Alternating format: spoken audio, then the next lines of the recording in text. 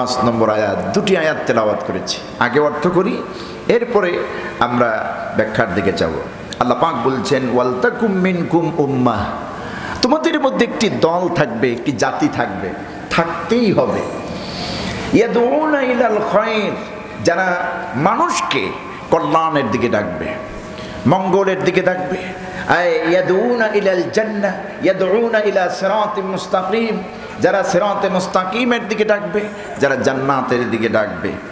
ওয়া ইয়ামুরুনা বিল মারুফ ওয়া ইয়ানহাউনা আনিল মুনকার, আর যারা সৎ কাজের আদেশ করবে, অসৎ কাজের নিষেধ করবে। ওয়া উলাইকা হুমুল মুফলিহুন, প্রকৃতপক্ষে এই বান্দাগুলি সফল কাম। সুবহানাল্লাহ। ওয়ালা তাকুনু কাল্লাযীনা তাফাররাকু, আর তোমরা তাদের মতো হইও না, এই পৃথিবীতে যারা পৃথক করেছে, অর্থাৎ মানুষের মধ্যে ফিতনা সৃষ্টি করেছে, মানুষের মধ্যে ভিন্নতা সৃষ্টি করেছে, এই ইখতিলাফ তৈরি করেছে। মিন বাদি মা জাআহুমুল বায়্যিনাত, আল্লাহর পক্ষ থেকে সুস্পষ্ট বিধানাবলী আসার পরেও যারা মানুষকে বিচ্ছিন্ন করে রেখেছে, মানুষের মধ্যে ঐক্যর ফাটল ধরিয়েছে, তাদের মতো তোমরা হইও না।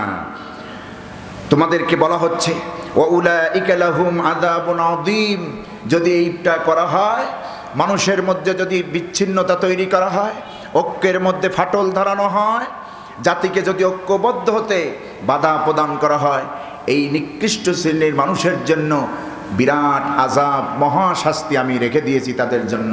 নাউযুবিল্লাহি মিন যালিক। এখন এখানে দুইটি পয়েন্টে কথা আল্লাহ বলেছেন। একটি হলো যে একটি জাতি মুসলিম মিল্লাতের জন্য থাকবেই, একটি দল, একটি সংগঠন থাকবে, যারা আমরণ মৃত্যুর আগ পর্যন্ত সত্য এবং ন্যায়ের পক্ষে, ইসলামের পক্ষে, কল্যাণের পক্ষে মানুষকে ডাকবে। ঠিক কিনা?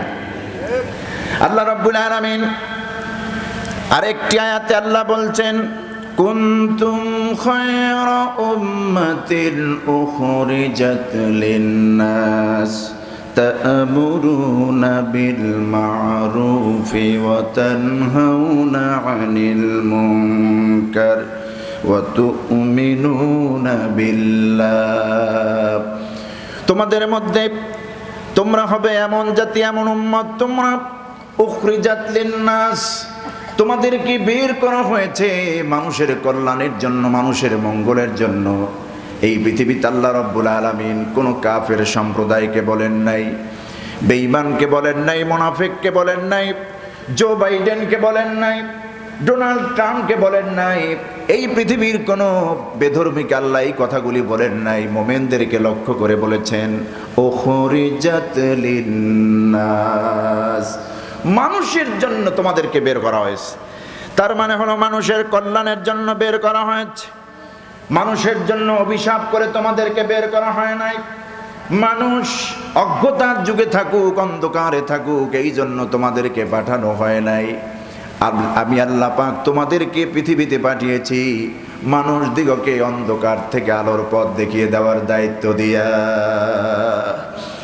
যুগ যুগ ধরে কিয়ামত পর্যন্ত একটি সংগঠন, একটি দল তোমাদের মধ্যে থাকবেই, থাকতেই হবে। কথাকার? এখন আপনারা মিলান, হিসাব মিলান, বাংলাদেশে সেই দলটি কারা? কারা ইসলামের কথা সবচাইতে বেশি বলে? নিজের দল চালানোর জন্য সরকারি কোনো মাল গ্রাস করে না, ক্ষমতা পাইলে সেই মালের তসরুপ করে না, আত্মসাৎ করে না, টাকা পাচার করে না, বেগম পাড়ায় বাড়ি বানায় না। ঠিক কিনা? আমার বন্ধুগণ, এদেশে যারাই ক্ষমতা এসেছে স্বাধীনতার পর থেকে আমরা দেখেছি, একজনে খেয়েছে 20 টাকা, আর একজনে খেয়েছে 20 লাখ টাকা খেয়েছে। একজনে 20,000, আর একজনে 20 লাখ। তার মানে যিনি 20,000 খেয়েছেন তিনি খুব একেবারে সুবিজাদা নসরুল্লাহ নাকি? না, তিনিও খেয়েছেন।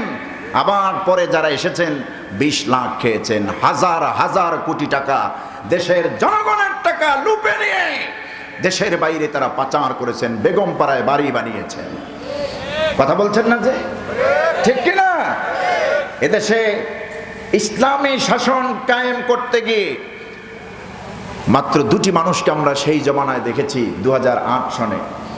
যখন তত্ত্বাবধায়কের সরকার ছিল, খুব হার্ড গভর্নমেন্ট 2 বছরের জন্য, এমন কোন রাজনৈতিক বড় রাঘব বোয়াল ছিল না যাদেরকে অ্যারেস্ট করা হয় নাই।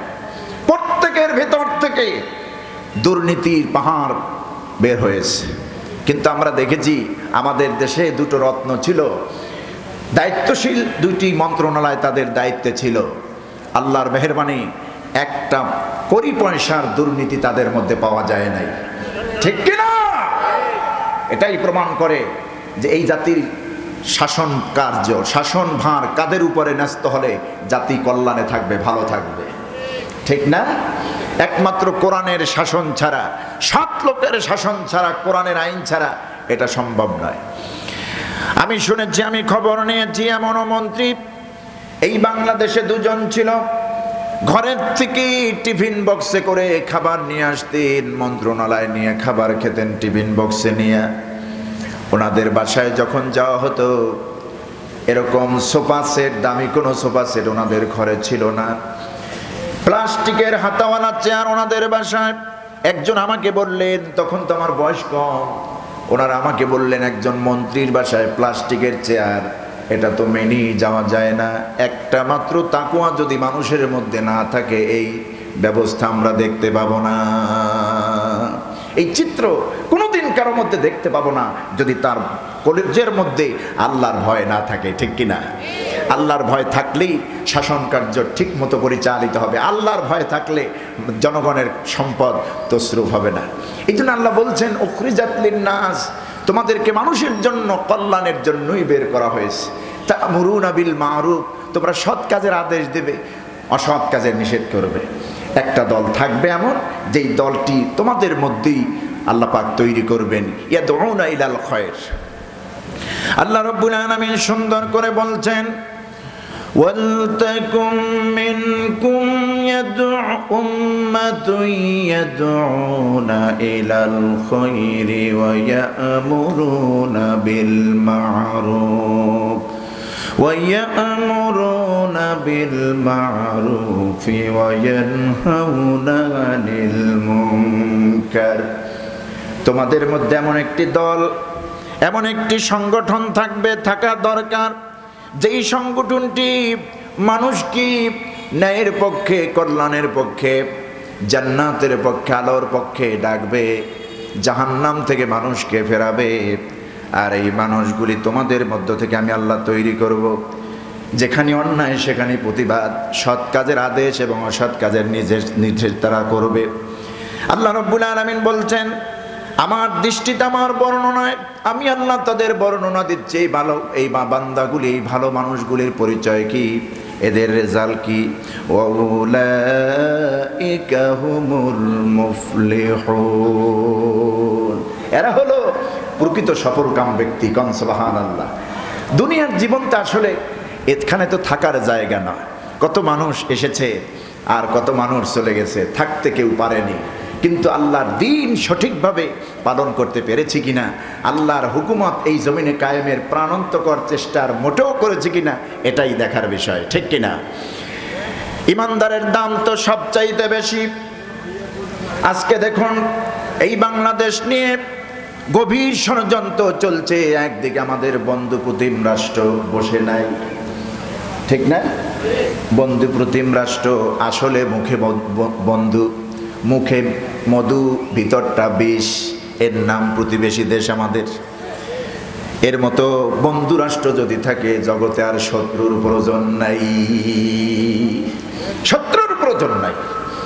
একমাত্র দেখছেন গত সপ্তাহে একজনকে অ্যারেস্ট করছে, তাও এই দেশ নিয়ে ষড়যন্ত্র করেছিল, গভীর ষড়যন্ত্র। মুসলমান, সংখ্যাগরিষ্ঠ মুসলমান বাংলাদেশে, এই সংখ্যাগরিষ্ঠ মুসলমানদেরকে প্রতিপক্ষ তৈরি করার জন্য হিন্দু ভাইদের মধ্যে এমন কিছু ব্যক্তিকে উস্কিয়ে দেওয়া হয়েছে, সংখ্যালঘু ভাইদেরকে বোঝানো হয়েছে এদেশে সংখ্যালঘুদের উপরে জুলুম নির্যাতন করা হচ্ছে। এই ইসকন নামের জঙ্গি সংগঠনের প্রধান চিন্ময় বাবু, তিনি গোটা পৃথিবীকে জানিয়ে দিয়েছে বাংলাদেশ একটা জঙ্গির দেশ, নাউজুবিল্লাহি মিন যালিক। আর এই অপপ্রচার করেছে, সবচাইতে বেশি অপপ্রচার করেছে ভারত। ভারত অপপ্রচার করেছে, পশ্চিমা দেশগুলিকে তারা জানিয়েছে। এমনকি আজকে নিউজে দেখলাম তারা জাতিসংঘের কাছে এর বিচার চাইছে। আমাদের মিডিয়াগুলো প্রকাশ করছে ভারত যত প্রচারণা চালাচ্ছে 100 ফেক নিউজ, মিথ্যা রচনা, মিথ্যা বানোয়াট প্রচারণা। এদেশে শান্তি, সম্প্রীতি, সাম্য, মহৎ, ভালোবাসা সব কিছু বজায় আছে। আমরা 1.5 মাস আগে তার প্রমাণ দিয়েছি না? 1.5 মাস আগে আমরা প্রমাণ দিয়েছি তোমাদের হিন্দু ভাইদেরকে। তোমাদের পূজায় এদেশের ছাত্র জনতা, আলেম ওলামা, মাদ্রাসার ছাত্ররা, আলেম ওলামারা তোমাদের মন্দিরগুলি পাহারা দিয়েছে। কেন পাহারা দিয়েছে? তোমাদের ভয় না, এটা আমাদের দায়িত্ব। কারণ ষড়যন্ত্রকারীরা তো বসে নাই। ষড়যন্ত্রকারীরা তারা কোনোদিন বসে থাকে না। দেশ থেকে পালায়েছে, কিন্তু তারা বসে নাই। দেশের ভিতরে বসে, বাহিরে বসে গভীর ষড়যন্ত্র করছে। মুসলিম এবং হিন্দু সংখ্যাগরিষ্ঠ সংখ্যালঘুদের মধ্যে একটি বিশাল দাঙ্গামা সৃষ্টি করতে চায় এরা। একটা শান্ত দেশকে অশান্ত করতে চায় এরা, ঠিক কিনা? এটাকে আমরা হতে দেব? কোনোদিন হতে দেব না। এই জন্য আশপাশে হিন্দু ভাইরা যদি থাকেন, আপনাদেরকে বলবো, ইসলাম যদি ক্ষমতা আসে, কোরআন যদি পার্লামেন্টে যায়, আইন যদি আল্লাহর হয়, শাসন যদি সৎ লোকেরা করে, আপনারা এদেশে মায়ের কোলের মতো নিরাপদ থাকবেন। যার আলামত এখন দেখতে পাচ্ছেন বাংলাদেশে। গত সপ্তাহে দেখেছেন এদেশে সংখ্যাগরিষ্ঠ মুসলমান আমরা। আমাদের একজন আইনজীবীকে, লয়ারকে এবং সরকারি লয়ারকে, সাইফুল ইসলাম আলিফ, 20 থেকে 25 বছর বয়স হবে, আহা টকবকে যুবক, একেবারে জবাই করে আদালত প্রাঙ্গণে তাকে জবাই করা হলো। এর থেকে বড় সন্ত্রাসী কর্মকাণ্ড আর কিছু হতে পারে? কথার জবাব দিচ্ছেন না জি? এর চেয়ে বড় সন্ত্রাসী কর্মকাণ্ড আর হতে পারে? আমি গত জুমায় ঢাকার পল্লবীর খুতবায় বলেছি, এই ইসলাহি বিইذনিহি ওয়া সিরাজাম মুনীরা فقد قال الله تعالى في كلامه المجيد وفرقانه الحميد أعوذ بالله من الشيطان الرجيم بسم الله الرحمن الرحيم ولتكن منكم أمة يدعون إلى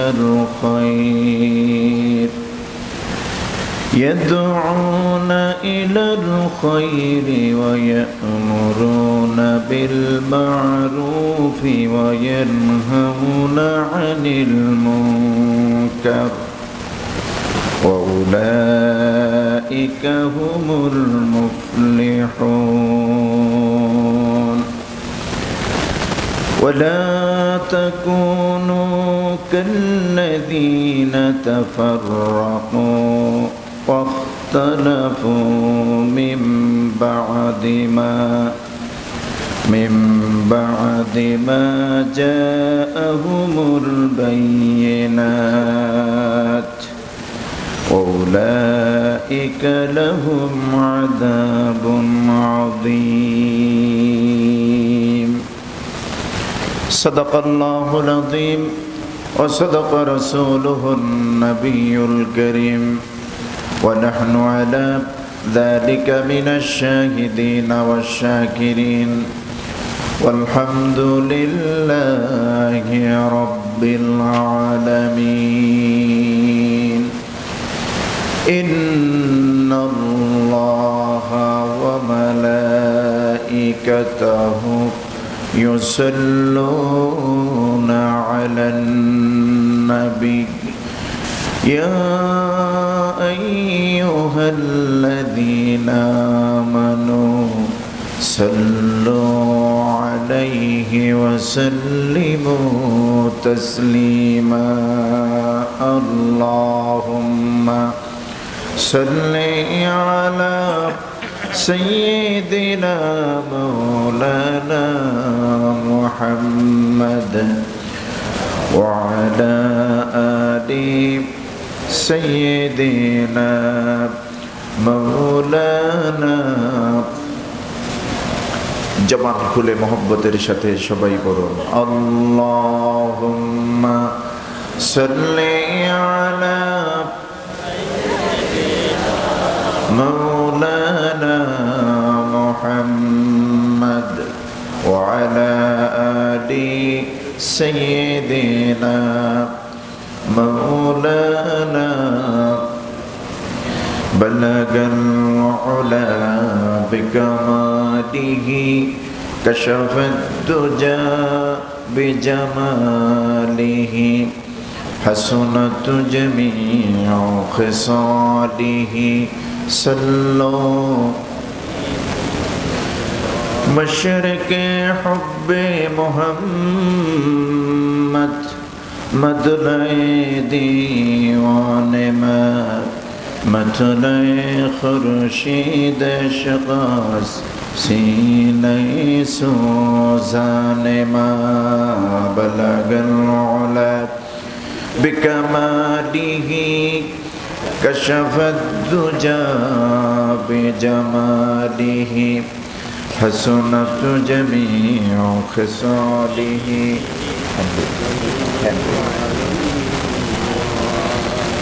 আরবের বুকে মক্কার পরে আমিনার যেথায় ঘর খোদার করুণা কৌসার হয়ে ঝরেছে সেথায় বারংবার বালাগাল উলা বিকামালিহি কাশাফাত দুজা বিজামালিহি হাসনাত জামিউ খিসালিহি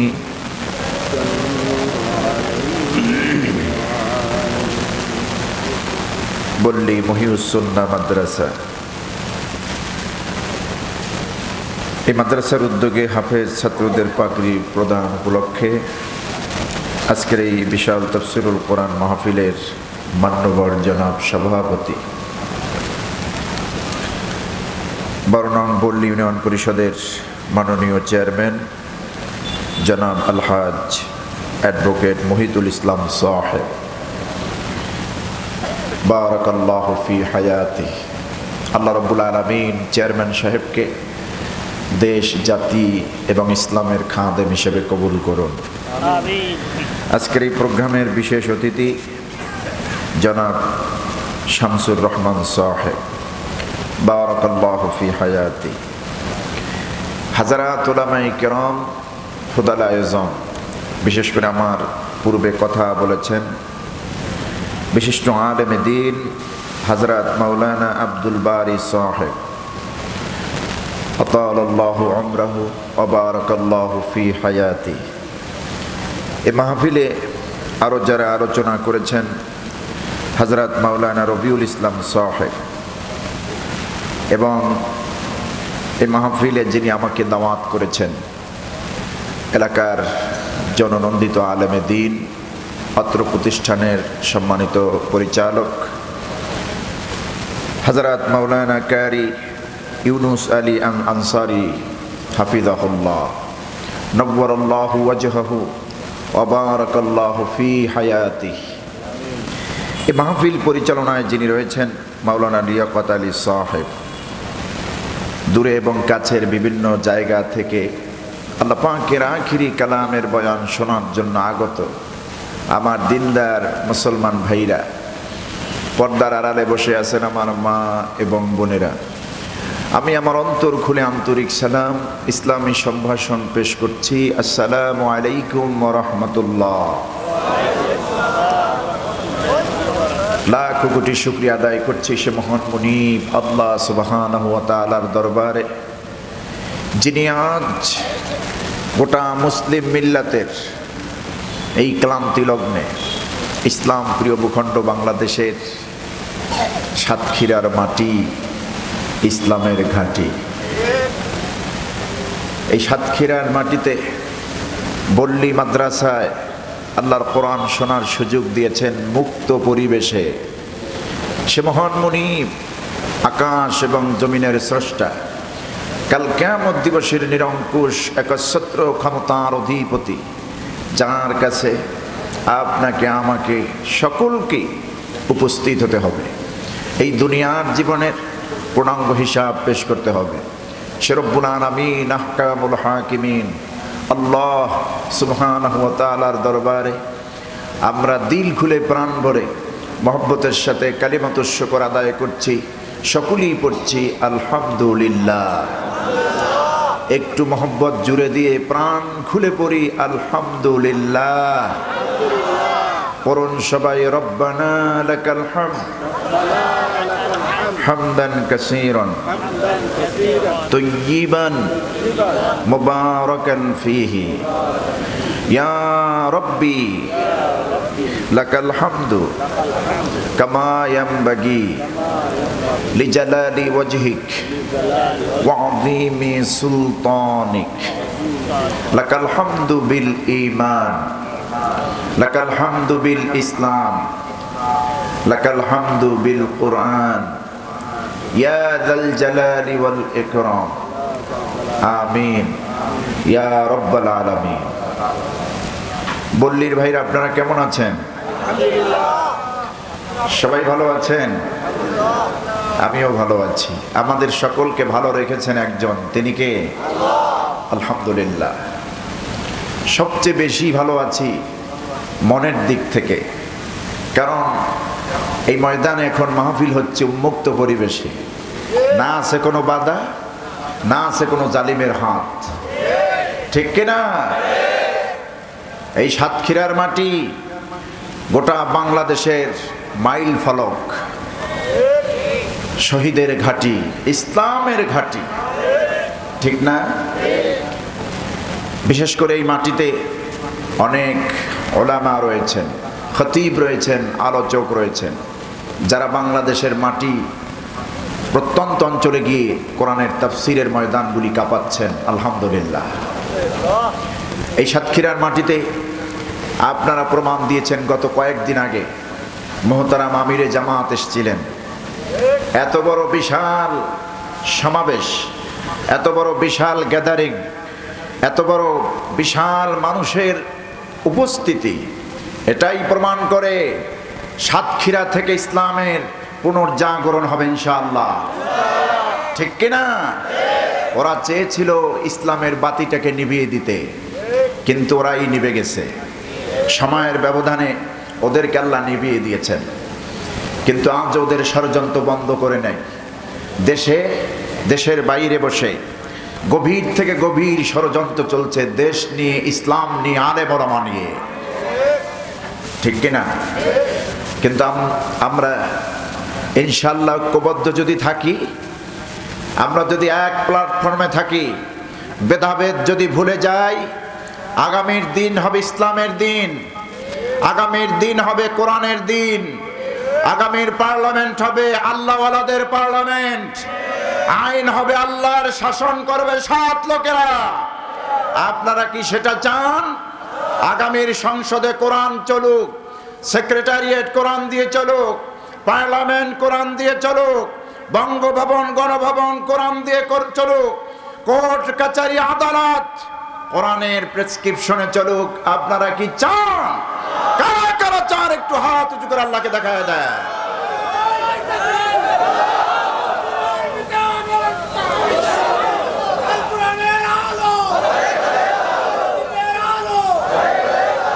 সম্মানিত ভাইরা, ওরা চেয়েছিল ইসলামকে এ জমিন থেকে নিভিয়ে দিতে।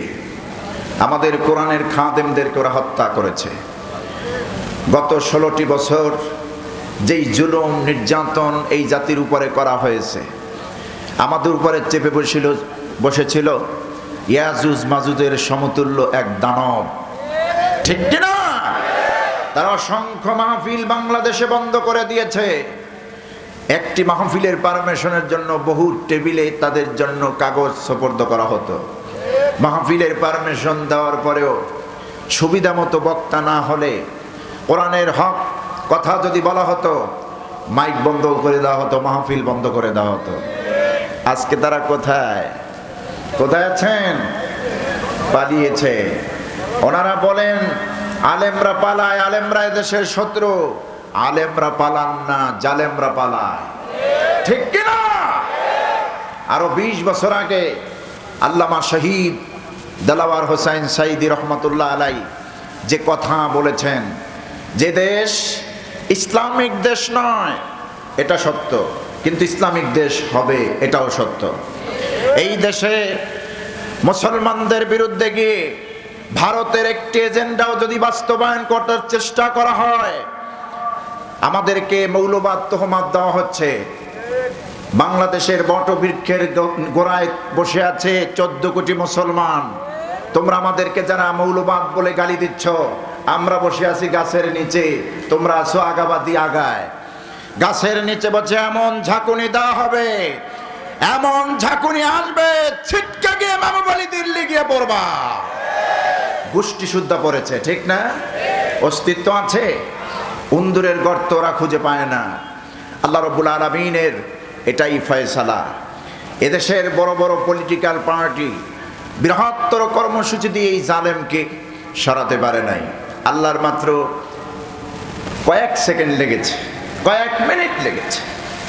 আল্লাহ রাব্বুল আলামিন বলছেন ওয়ায়ামুদ্দুহুম ফি তুগিয়ানিহিম ইয়ামাহুন, আমি বর্ষি ছেড়ে দেই, একটু ঢিল করে দেই, গেল জম্মের গেলা, এমন জোরে টান মারবো গোষ্ঠী শুদ্ধ উঠে আসবে। আমার বন্ধুগণ, সুতরাং এই পৃথিবীতে জালেমদের কোনো ঠাঁই হয় না, ঠিক কিনা? আল্লাহু লা ইয়াহদিল কওমাজ যালিমিন। এই পৃথিবীতে আল্লাহ পাক জালেমদেরকে হেদায়েত দেন না, হেদায়েত দেন না। হেদায়েত এমন একটি মহা দৌলত, এটা চাইলেই পাওয়া যায় না। এটা আল্লাহর পক্ষ থেকে আসে। কার পক্ষ থেকে? ওরা চেয়েছিল কোরআনের আলো বন্ধ করবে, কিন্তু পেরেছে? আজকে ব্যাপক হারে কোরআনের কথা চলছে, আলহামদুলিল্লাহ। এটাই কোরআনের মুজিজা। ওরা বলছে কোরআন বন্ধ করবে, কোরআনকে ব্যান করবে। আল্লাহ বলছেন আমি আমার কোরআনকে হেফাজত করব কিয়ামত পর্যন্ত। আমার বন্ধুগণ, আল্লাহ রাব্বুল আলামিন বলেন ইন্না নাহনু নাযালনা যিকরা ওয়া ইন্না লাহু লাহাফিযুন। অবশ্যই আমি আল্লাহ রাব্বুল আলামিন এই কোরআন, এই কিতাব মানবতার একমাত্র মহাসংবিধান, complete constitution of human life, মানব জীবনের জন্য যা দরকার ছিল কিয়ামত পর্যন্ত যা প্রয়োজন হবে সব কিছু দিয়েছে এই কোরআনে। এই জিকির, এই কোরআন আমি আল্লাহ পাক নিজেই নাজিল করেছি মানুষের জন্য। কিয়ামত পর্যন্ত এই কোরআন হেফাজতের দায়িত্ব পৃথিবীর কোনো মানুষের হাতে ছেড়ে দেই নাই। ওয়া ইন্না লাহু লাহাফিযুন। আমি আল্লাহ রাব্বুল আলামিন এই কোরআন হেফাজতের দায়িত্ব পুরোপুরি নিয়ে নিয়েছি। কোন সুবহানাল্লাহ। যিনি নাজিল করলেন কোরআন, তিনি হেদায়েত হেফাজতের দায়িত্ব নিয়েছেন। সুবহানাল্লাহ। এখন হেদায়েতের অনেকের হবে, অনেকের হবে না, ঠিক কিনা? রাসূল পাক সাল্লাল্লাহু আলাইহি ওয়াসাল্লামের 4 জন আপন চাচা, আপন চাচা 4 জনের ভিতরে 2 জন হেদায়েত নসিব হলো। ঈমান নিয়ে তারা দুনিয়া থেকে বিদায় হলো জান্নাতের মেহমান হয়ে। আর 2 জন ঈমান হারা হয়ে, হেদায়েত না পেয়ে 2 জন হলো ঈমান হারা হয়ে জাহান্নামের আসামি হয়ে বিদায় হলো। 2 জন হলেন হযরত আমিরে হামজা, যিনি ইসলামের একজন সিপাহ সালার, রাসূলুল্লাহর বিশ্বনবী মুহাম্মদ সাল্লাল্লাহু আলাইহি ওয়াসাল্লামের আপন চাচা, আমিরুশ শুহাদা, উহুদের ময়দানে যিনি জীবন দিয়ে শহীদ হয়েছেন, হযরত আমিরে হামজা রাদিয়াল্লাহু তাআলা আনহু। আর একজন চাচা হচ্ছেন হযরত আব্বাস রাদিয়াল্লাহু তাআলা আনহু, জান্নাতের মেহমান হয়ে দুনিয়া থেকে বিদায় হলেন। পক্ষান্তরে আবু লাহাব নবীজির আপন চাচা, রক্তের চাচা, ব্লাড কানেকশন রয়েছে। সে আবু লাহাব ঈমান তো গ্রহণ করলই না, বরং নবীর বিরুদ্ধে, ইসলামের বিরুদ্ধে, কোরআনের বিরুদ্ধে এতখানি বেশি ভূমিকা রেখেছে, তার আচরণে আল্লাহ ক্ষুব্ধ হয়ে তার নামে স্বতন্ত্র একটি সূরা আল্লাহ নাজিল করেছেন। এবং তার পরিণতি কি হবে দুনিয়া এবং আখিরাতের সমস্ত পরিণতি আল্লাহ তাকে জানাইয়া দিয়েছে। শুধু তিনি নিজে নয়, তার স্ত্রী শুদ্ধ। আরেকজন হতেছেন আবু তালেব। কিন্তু আবু তালেব ইসলামের সামান্য পরিমাণও ক্ষতি করেনি, বরং রসুলকে ছায়া দিয়ে রেখেছেন দীর্ঘ 16 থেকে 18টি বছর। আমার নবীজি বলেছেন, দুনিয়ায় এসে আমি আমার বাবার মুখ দেখিনি, পিতার স্নেহ পাইনি। মায়ের পেটে থাকাকালীন 6 মাস আগেই, মায়ের পেটে থাকাকালীন 6 মাস বয়সেই আমার আব্বাকে আল্লাহ উঠিয়ে নিয়েছেন। কিন্তু এই পৃথিবীতে পিতৃ স্নেহ যার থেকে পেয়েছি, যাকে দেখলে আমার বাবার কথা ভুলে যেতাম, তিনি আমার চাচা আবু তালেব। কেমন চাচা আবু তালেব? নবীজিকে এত কাছে রাখতেন, বুকের সঙ্গে আগলে রাখতেন। নবীজি বলেছেন, তার নিজের সন্তান আলী রাদিয়াল্লাহু তাআলা আনহুকে দিনের পর দিন, মাসের পরে মাস আলাদা বিছানায় কম্বল মুড়ি দিয়ে শোয়ায়া দিয়েছেন। কাছে রাখেন নাই, বুকে লাগায় রাখেন নাই।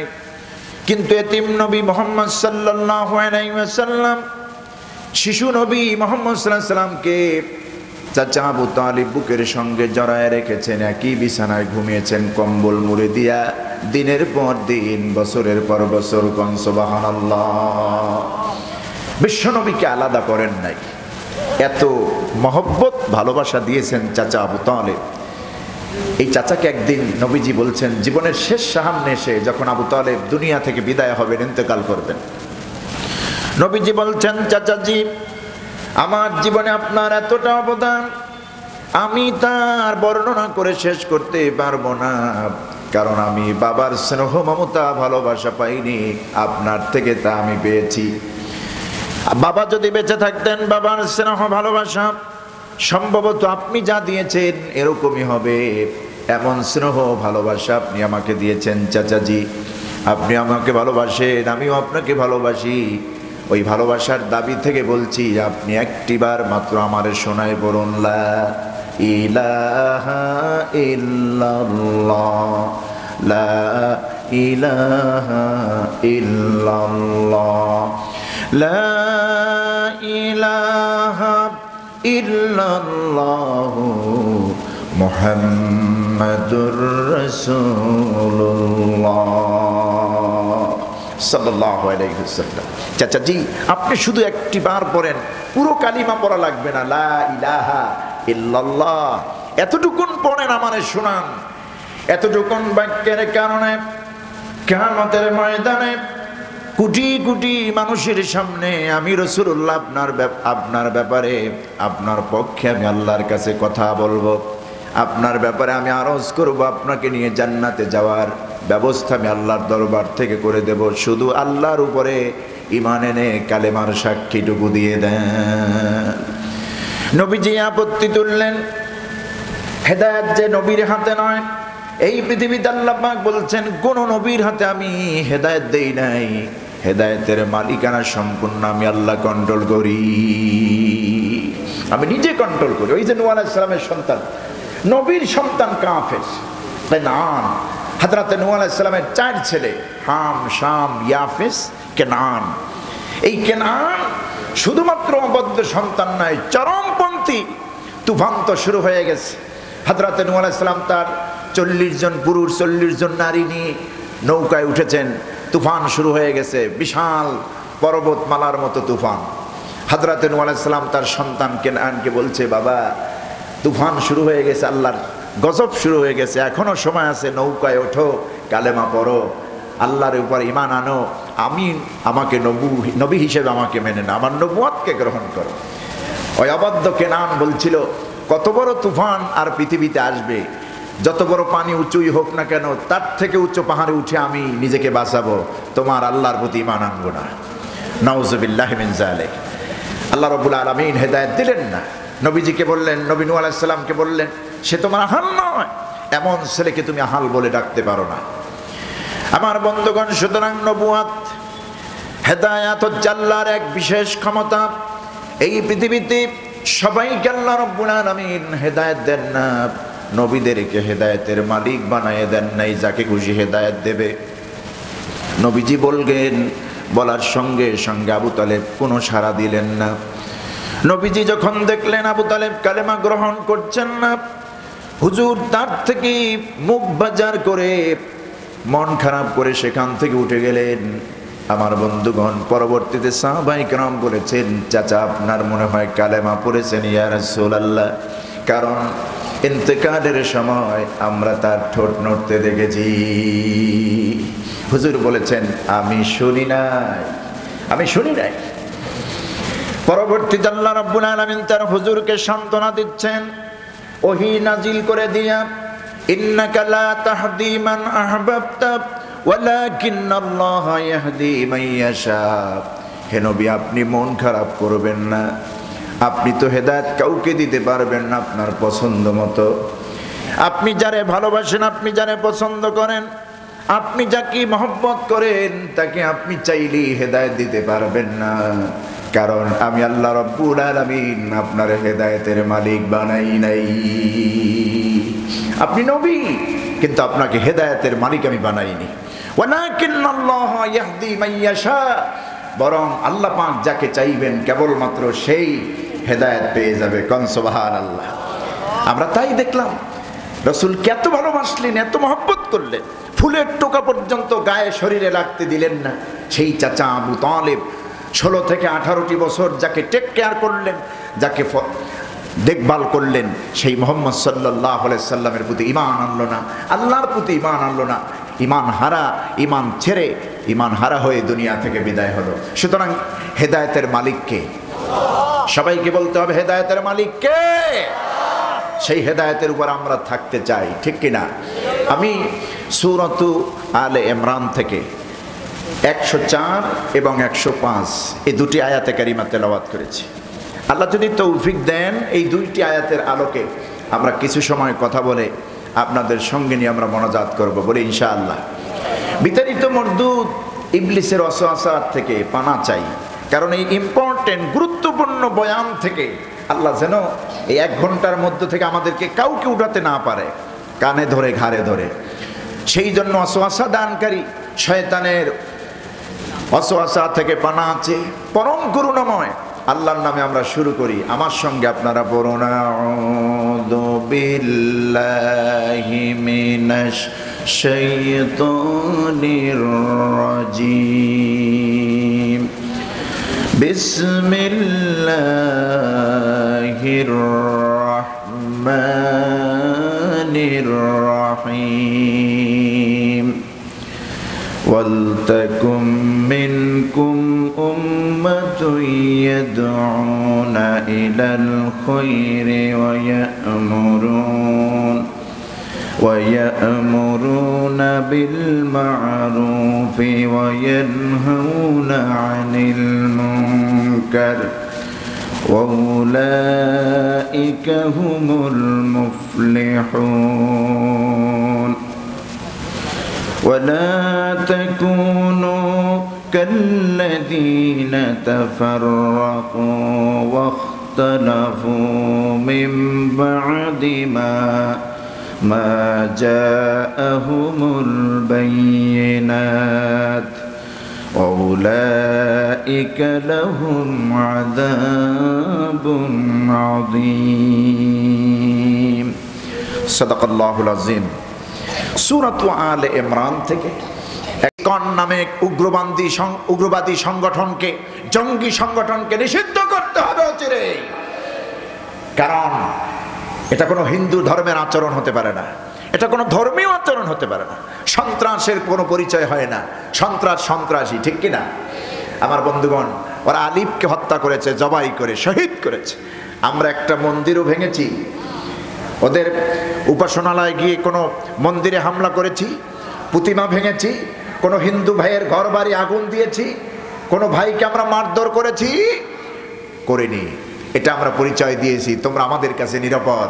কিন্তু ভারত যা করছে, মিথ্যা প্রপাগান্ডা ছড়াচ্ছে আমাদের বিরুদ্ধে, গভীর ষড়যন্ত্র করছে। আমার বন্ধুগণ, একজন ইমানদারের দাম তো আল্লাহর কাছে এমন বেশি, যেই ঈমান আনয়ন করেছিল হযরত বিলাল রাদিয়াল্লাহু তাআলা আনহু, জীবনের সব ছেড়ে দিয়েছেন, ঈমান ছেড়ে দেন নাই। আল্লাহ রাব্বুল আলামিন বলছেন, আমার বান্দাদের ভিতরে নবীর সাহাবীরা আমার কাছে অনেক প্রিয়। রাদিয়াল্লাহু আনহুম ওয়া রাদু আন যালিকা লিমান খাশিয়া রাব্বাহ। আল্লাহ পাক নিজে সাহাবীদের উপরে, নবীর সাহাবীদের উপরে যথেষ্ট পরিমাণ খুশি আছেন, আর নবীর সাহাবীরাও আল্লাহ রব্বুল আলামিনের প্রতি খুশি। জোরে কান সুবহানাল্লাহ। কারণ তারা ঈমান এনেছেন মূল্য দিয়া। এক একজন সাহাবী যথেষ্ট মূল্য দিয়েছেন ঈমানের ব্যাপারে। আমাদের ঈমান আনতে গিয়ে কোনো মূল্য আমাদেরকে তেমন দিতে হয় নাই। বাড়িঘর ছাড়া আমাদের হয় নাই, আমাদের জমি দখল হয় নাই, আমাদের মা বাবারা মার খান নাই, কিন্তু ওই যুগে নবীর প্রতি ঈমান আনার কারণে, ইসলাম গ্রহণ করার কারণে, আল্লাহকে রব হিসাবে মানার কারণে হযরতে বেলাল থেকে শুরু করে নবীজির অসংখ্য সাহাবীরা চরম মূল্য দিয়েছেন। আপনারা জানেন হযরতে বেলাল মক্কায় যখন কালেমা গ্রহণ করলেন, হাবশী গোলাম কুচকুচে কালো হযরতে বেলাল রাদিয়াল্লাহু তাআলা, এই পৃথিবীতে কয়েকজন মুসলিম আল্লাহর প্রিয় বান্দা কালো এবং খাটো, সেই মধ্যে হযরতে বেলাল অন্যতম। হযরতে লোকমান আলাইহিস সালাম অন্যতম, যার নামে কোরআন একটি সূরা আল্লাহ নাজিল করেছেন। হযরতে বেলাল এতটাই আল্লাহর কাছে পছন্দের বান্দা, তিনি যদি কাবা ঘরে আজান না দিতেন, তিনি যদি মসজিদে নববীতে রাসূলুল্লাহর মসজিদে আজান না দিতেন, ওই আজান আল্লাহর আরশে পৌঁছাতো না। কেমন বান্দা ছিলেন আল্লাহর হযরতে বেলাল। ইসলাম গ্রহণ করলেন, তার মনে তাকে বলল, বেলাল তুমি যে কাজ করেছো এর পরিণতি কি তুমি জানো? হযরতে বেলাল বললেন, কি আর পরিণতি হবে? তার মনে বলল, তুমি যে ইসলাম গ্রহণ করেছো, কালেমা গ্রহণ করেছো, মুসলমান হয়েছো, এর প্রথম পরিণতি তোমার চাকরি নট হয়ে গেল। তুমি মুহাম্মদ সাল্লাল্লাহু আলাইহি ওয়াসাল্লামকে নবী হিসেবে গ্রহণ করেছো, তোমার চাকরি শেষ। হযরতে বেলাল বললেন, চাকরির কোনো প্রয়োজন নাই, কারণ ওই আল্লাহর উপরই তো আমি ঈমান এনেছি যিনি আমার রিজিকের ব্যবস্থা করবেন। ওই আল্লাহর উপরই তো আমি ঈমান এনেছি যিনি হচ্ছেন হুয়ার রাজ্জাক, তিনি হচ্ছেন রিজিক দাতা। তিনি আমাকে রিজিক দেবেন, না খাওয়ায় আমাকে মারবেন না। এই পৃথিবীতে কোনো প্রাণীকে আল্লাহ না খাওয়ায় মারেন না। মারেন নাকি? আমরা আর কতটুকুন খাই? এই পৃথিবীতে এমন সব প্রাণী আছে সমুদ্রের মধ্যে, মনকে মন টনকে টন খাবার লাগে, ওদের কোনো টেনশন নাই। যত টেনশন আমাদের, নিজে খাইয়া বাঁচবো না, আমার পরে 14 পুরুষ, 28 পুরুষ, 36 পুরুষ, 100 পুরুষ কি খাবে, এগুলি আমরা বুঝ করে যাই, ঠিক না? হালাল হারামের তোয়াক্কা করি না, হালাল হারামের তোয়াক্কা করি না, শুধু সম্পদ আর সম্পদ, শুধু চাই আর চাই। আমার বন্ধুগণ, একটা মানুষের খেতে আর কি লাগে? 250 গ্রাম খাবার এক বেলায় খায়, আধা কেজি খাবার 1 কেজি খাবার, এর থেকে বেশি না। এই পৃথিবীর কোনো প্রাণী আগামীকাল কি খাবে তা গুছায় রাখে না বাসার মধ্যে, মানুষ ছাড়া। মানুষ শুধু একদিনের জন্য নয়, 1 মাসের জন্য নয়, 6 মাস না, বছর না, 20 বছর, 50 বছর কি খাবে তা গুছাইয়া রাখে। আল্লাহ বলছেন, এই পৃথিবীর কোনো প্রাণী খাবার গুছাইয়া রাখে না। সকালবেলা যে পাখির ঝাঁকগুলি তোমরা দেখতে পাও, এই পাখির ঝাঁকের একদম খালি পেটে বেরিয়ে যায় বাসা থেকে সকালবেলা। তোমরা তোদের মুখে কুহু কুহু আমার শোনো, গান গায় কুহু কুহু। এরে বান্দারা, এই পাখিগুলি কুহু কুহু বলে কিছুই বোঝায় না তোমার রবের জিকির ছাড়া। এই পাখিগুলি কুহু কুহু আওয়াজ দিয়ে জিকির করতে করতে খালি পেটে বেরিয়ে যায়। আল্লাহ পাক বলেন, আমি এই পাখিগুলিকে খাবারের ব্যবস্থা করে দেই, প্রত্যেকটা খালি পেটওয়ালা পাখিকে পেট ভরাইয়া বাসায় ফিরাইয়া দেই। আমি এদের রিজিকের ব্যবস্থা করি। পানিতে আর স্থলে যত প্রাণী আছে, এমন কোন বিচরণশীল প্রাণী নাই যেই প্রাণীর খাবারের ব্যবস্থা আমি করি না। কোন সুবহানাল্লাহ।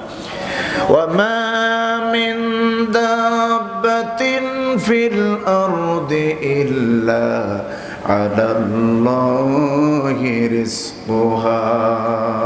এই জমিনে এমন কোন বিচরণশীল প্রাণী নাই যেই প্রাণীর খাবারের ব্যবস্থা আল্লাহ করেন না। কোন সুবহানাল্লাহ। সুতরাং রিজিক দেওয়ার মালিক কে?